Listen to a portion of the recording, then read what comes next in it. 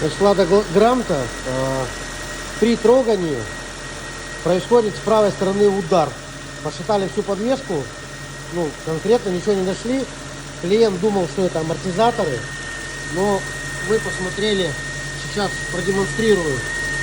Смотрим вот на мотор, вот на ту подушку. Давай же! Смотрите.